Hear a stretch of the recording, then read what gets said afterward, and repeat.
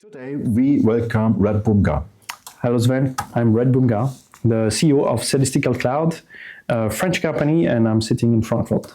Great to have you here. Thanks for having me. You have an amazing place, I must say. That's great. You're working on one of the most discussed topics right now, digital sovereignty and sovereign cloud.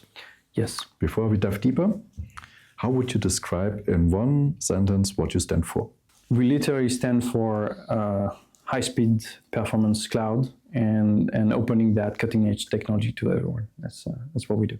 If you had to translate this into business terms, what is the real problem companies are facing today? I guess the main problem is the vendor lock-in. So when they want to recruit for cloud, they are submerged with a lot of certifications from US clouds, and there are different US clouds. So it's kind of a mess to understanding what actually the people I'm interviewing can really do. Yeah.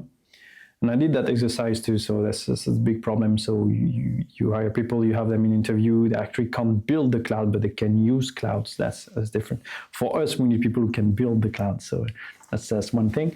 But if you have people who can understand the cloud a bit, they can turn up to be cloud builders, but that's the kind of people they need to have.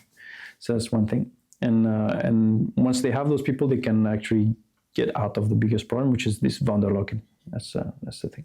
So you mentioned vendor lock-in. Yes. So, and the fragmentation in Europe. Why is this such a critical issue right now? I guess we see more and more companies like increasingly depending on those providers. This is hopefully less true today. People are moving away. OVH is, for instance, which is a European partner of us, actually is gathering more and more customers. That's the kind of things that's happening.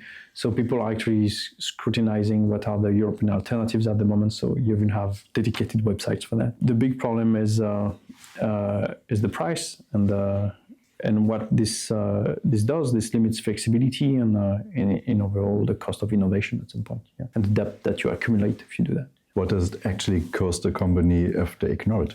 If they ignore it, there's a cost to migration. And the cost is higher if you didn't think your migration, didn't strategize your migration bit by bit. So there are plenty of techniques to switch your applications to another clouds. If you do it smartly, that's almost costly. But make no mistake, the vendor lock-in is here to make the cost. We're here to help reduce that cost, actually. So that's the game, yeah. And hopefully accelerate your innovation at this point. Can you give a concrete example? So we had people like trying to deploy on US clouds. That's one thing. That's funny. I always ask, like, how long did it take to deploy on Azure? And one guy asked, 2 days. I was like, what? 2 days?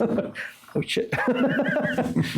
I was like, do you have a Docker Compose file? That's a little orchestration file that you can run locally and you can see everything as if it was on the cloud, pretty much. It was like, yeah, yes, so we can deploy your Docker Compose file in minutes. It was no.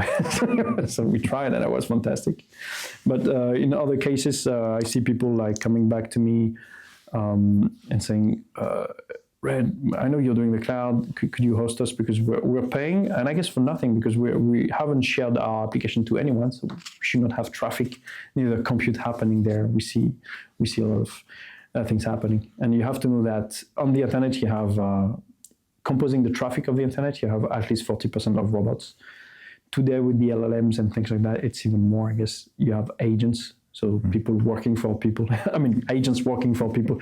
So meaning that they actually do much more requests that you would do per second. So it's getting crazy. So it's interesting. Thanks a lot, Red. Very insightful.